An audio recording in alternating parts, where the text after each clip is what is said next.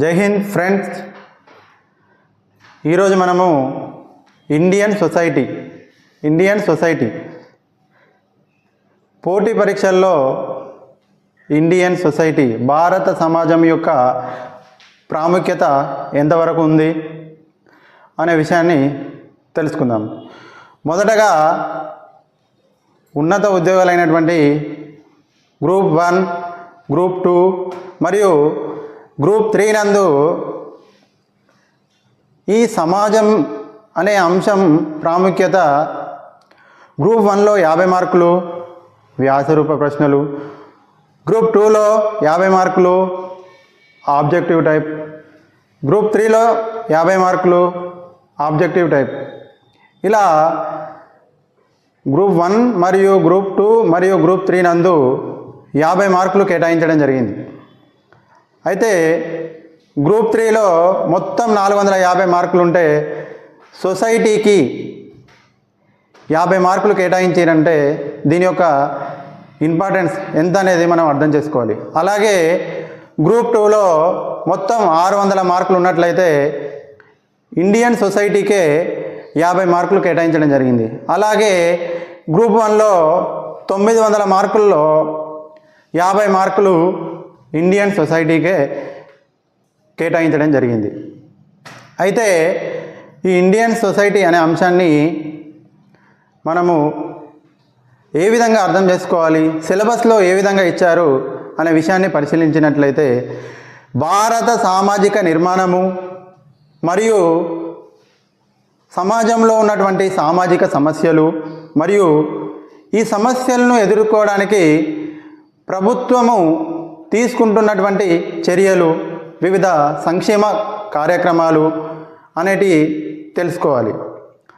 అయితే ఈ సామాజిక నిర్మాణము, సమస్యలు, ప్రజా విధానాలు దీన్ని మళ్ళీ 5 విభాగాలుగా చేశారు.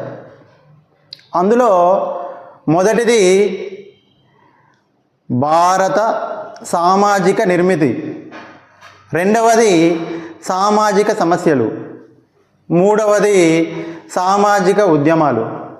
అయితే ఈ సామాజిక సమస్యలను ఎదుర్కోవడానికి ప్రభుత్వం తీసుకునేటువంటి సామాజిక విధానాలు, సంక్షేమ కార్యక్రమాలు అనే అంశాన్ని 4వ విభాగంలో చేర్చారు.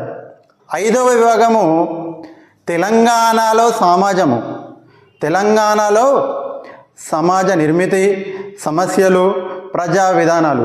ఇలా సొసైటీ అనే అంశాన్ని 5 విభాగాలుగా చేశారు. మొదటిది ఏంటిది? భారత సామాజిక నిర్మితి, రెండవది సామాజిక సమస్యలు, మూడవది సామాజిక ఉద్యమాలు, 4వది సామాజిక విధానాలు మరియు సంక్షేమ కార్యక్రమాలు, 5వది తెలంగాణలో సామాజిక నిర్మితి, సమస్యలు, తెలంగాణ ప్రభుత్వం అమలు చేస్తున్నటువంటి ప్రజా విధానాలు, ప్రభుత్వ విధానాలు, పబ్లిక్ పాలసీస్. అయితే మళ్ళీ ఈ మొదటి విభాగంలో భారత సామాజిక నిర్మితిలో మళ్ళీ వివిధ సామాజిక సంస్థలు, సామాజిక లక్షణాలు తెలుసుకోవాల్సి ఉంటుంది. సామాజిక లక్షణాల్లో, భారత సామాజిక లక్షణాల్లో కుటుంబం, వివాహం, బంధుత్వం, కులము, మతము, తెగ, జాతి, స్త్రీలు మరియు భారతదేశ విశిష్ట లక్షణమైనటువంటి ప్రపంచంలో ఏ దేశంకు లేనటువంటి గొప్ప లక్షణం భిన్నత్వంలో ఏకత్వం. ఇలాంటి అంశాలు మొదటి విభాగంలో తెలుసుకోవాలి. భిన్నత్వంలో ఏకత్వం అనగా వివిధ భాషలు, వివిధ మతాలు, ప్రపంచంలో ఎక్కడ లేనటువంటి కులాలు, వివిధ మతాలకు ఆవిర్భావం కలిగినటువంటి ప్రాంతాలు. అయితే వివిధ భౌగోళిక పరిస్థితులు ఇవన్నీ ఉన్నందుకు భారతదేశాన్ని భిన్నత్వంలో ఏకత్వం అనే గొప్ప లక్షణం అనేది ఉంది.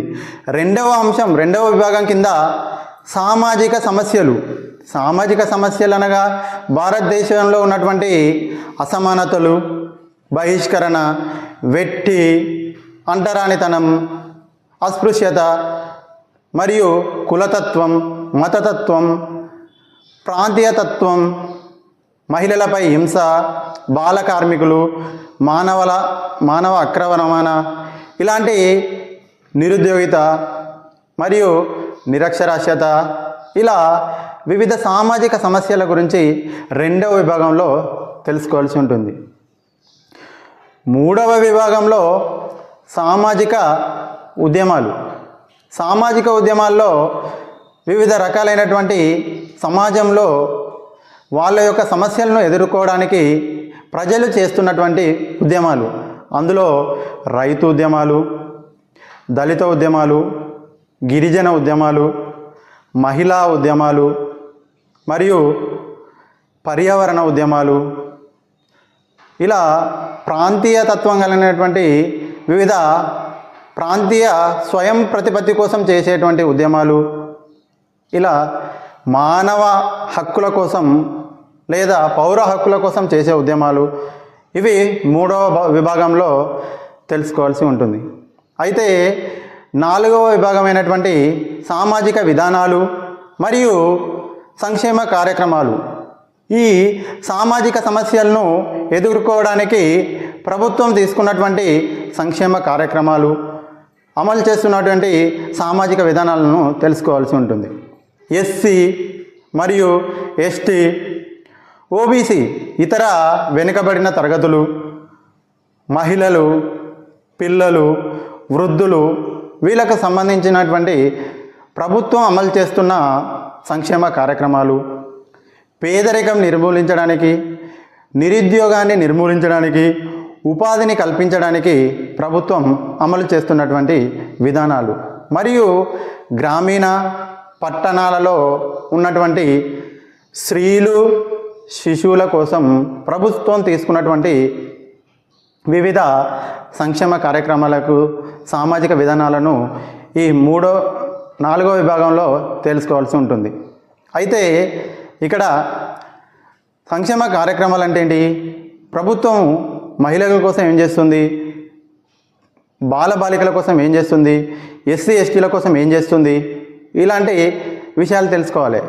ఇప్పుడు ఎస్సీలకు సంబంధించి తెలంగాణ ప్రభుత్వం తీసుకున్నటువంటి విషయం ఏంటిదంటే దళిత బంధు మరియు భూ పంపిణీ, మరియు రీసెంట్గా అమలు పరుస్తున్నటువంటి ప్రభుత్వ పాఠశాలలో అల్పాహారం అనే పథకము, మధ్యాహ్న భోజనం అనేటువంటి పథకము, మరియు బీసీ బంధు అని, మైనార్టీ బంధు అని, ఇలా రకరకాలుగా ప్రభుత్వం తీసుకున్నటువంటి వివిధ సంక్షేమ కార్యక్రమాలను మనము నాలుగవ అంశంలో తెలుసుకోవాల్సి ఉంటుంది.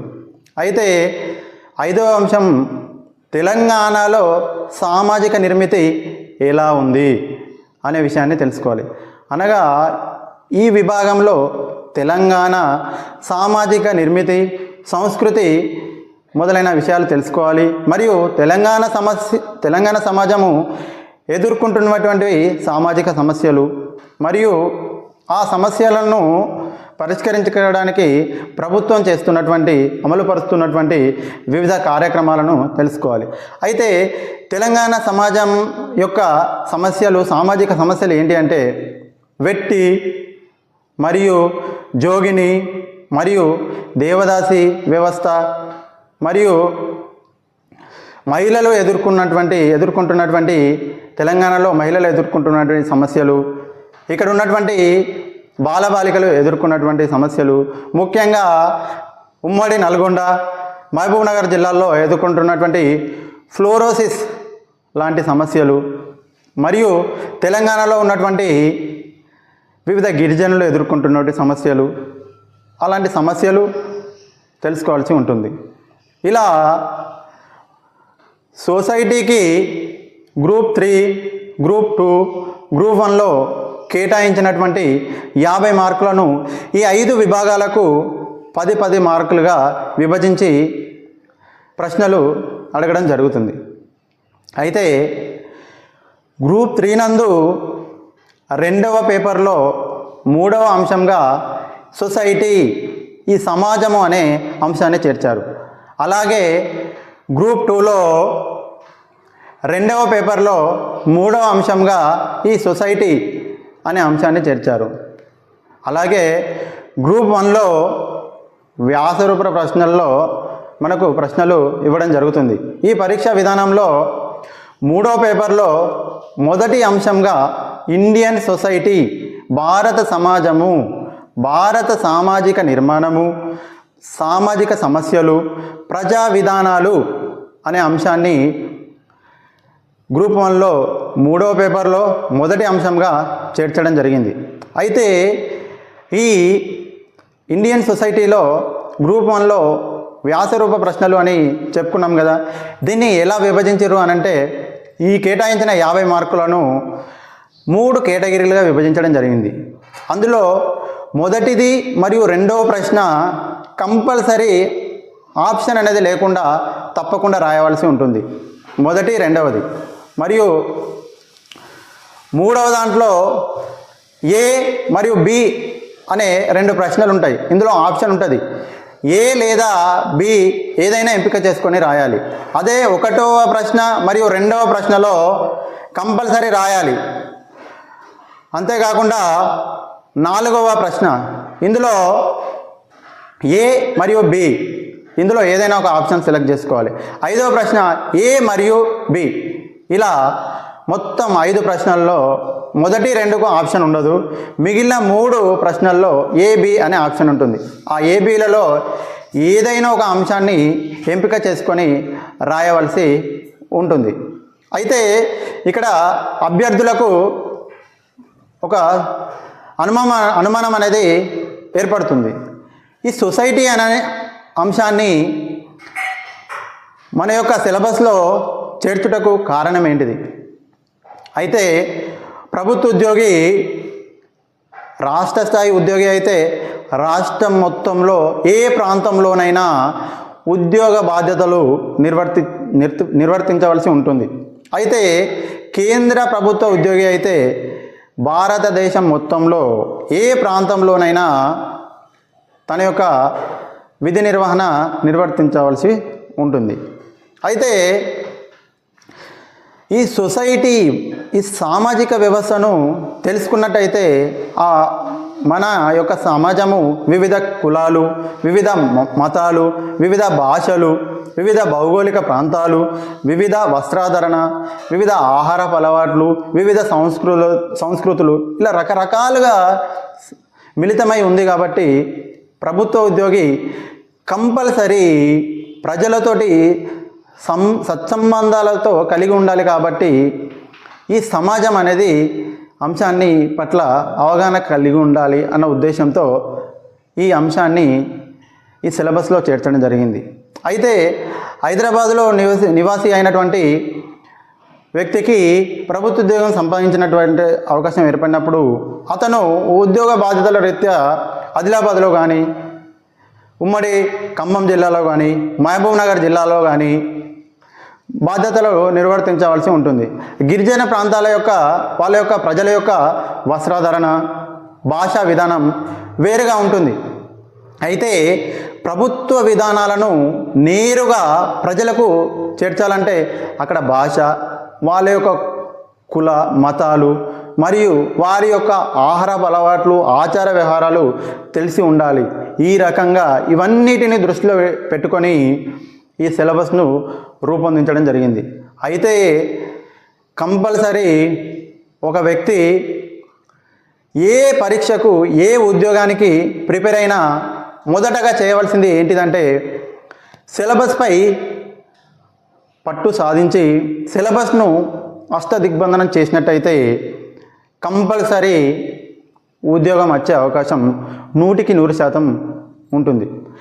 నిర్లక్ష్యం వహిస్తే తప్పదు భారీ మూల్యం అన్నట్టు సిలబస్ను నిర్లక్ష్యం చేసినట్టయితే 1 మార్కుతో కానీ ఉద్యోగం కోల్పోయే అవకాశాలు చాలా ఉంటాయి.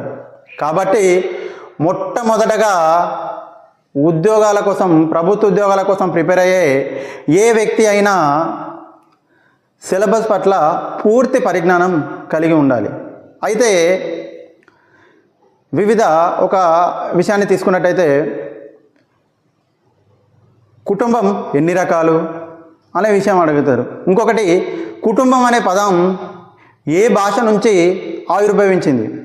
అయితే కుటుంబం అనే పదము ఫ్యామిలీ అనే ఇంగ్లీష్ పదం నుంచి వచ్చింది.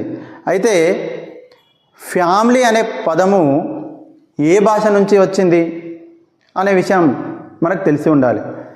అయితే కొంతమంది సామాజికవేత్తల ప్రకారము ఫ్యామిలీ అనే పదము రోమన్ అనే భాషలోని ఫెములస్ అనే పదం నుంచి ఉద్భవించింది అని కొంతమంది సామాజికవేత్తల అభిప్రాయం.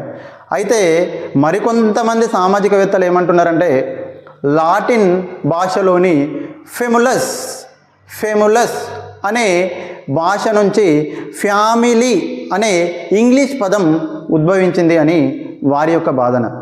అయితే పరీక్ష విధానంలో ఫెములస్ అనే పదము ఏ భాష నుంచి ఉద్భవించింది అని అడిగినట్లయితే మనకు రోమన్ భాషలోని పదము, లాటిన్ భాషలోని పదమైనటువంటి ఫెములస్, రోమన్ భాషలోని ఫెములస్, లాటిన్ భాషలోని ఫెమిలియా అనే రెండు వేరువేరు పదాల నుంచి ఫ్యామిలీ అనే పదము ఉద్భవించింది అనే విషయం తెలిసి ఉండాలి. అయితే రోమన్ భాషలోని ఫెములస్ అనే పదం యొక్క అర్థం ఏంటిది అని అంటే సర్వెంట్ అనగా సేవకుడు అని అర్థం. అలా ఫెములస్ అనగా రోమన్ భాష, దాని యొక్క అర్థం ఏంటిది సేవకుడు. అయితే ఫెమిలియా అనే పదం దేని నుంచి ఉద్భవించింది అన్నప్పుడు లాటిన్ భాష. ఫెమిలియా అంటే అర్థం ఏంటిది అని అన్నప్పుడు సేవకుడు, కుటుంబము, బానిస మరియు కుటుంబ సభ్యులు అనే అర్థం. చూశారా, రోమన్ భాషలో ఫెములస్ అనే పదము ఒకే ఒక అర్థాన్ని ఇస్తుంది, సేవకుడు. అదే లాటిన్లో అయితే ఫెమిలీ అనే పదము 4 రకాల అర్థాన్ని ఇస్తుంది. ఈ సందర్భంలో ఇక్కడ ఎగ్జామినర్ అడిగే ప్రశ్న విధానం ఎలా ఉంటుంది అని అంటే బానిస అనే అర్థాన్ని ఇచ్చేటువంటి ఫెమిలియా అనే పదం ఏ భాష నుంచి ఉద్భవించింది అని అడగడం జరుగుతుంది.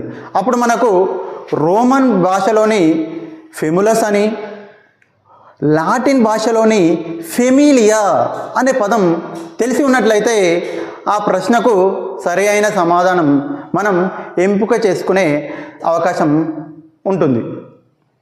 ఈ రకంగా సిలబస్లో ఉన్నటువంటి ప్రతి పదాన్ని, ప్రతి అంశాన్ని క్షుణ్ణంగా పరిశీలించి దానికి సంబంధించి వివిధ సామాజిక మాధ్యమాల్లో కానీ వివిధ పుస్తకాల్లో కానీ ఎక్కడ దొరికినా మనము దాన్ని ఒక చోట నమోదు చేసుకొని పదే నెమరు వేసుకునే అవకాశం ఉంటుంది. అందుకే కంపల్సరీ ఒక ఉద్యోగానికి ప్రిపేర్ అయ్యే అభ్యర్థి సిలబస్ పట్ల పట్టు సాధించినట్లయితే అతను ఉద్యోగ అన్వేషణలో మొదటి మెట్టు ఎక్కినట్టే అవుతుంది.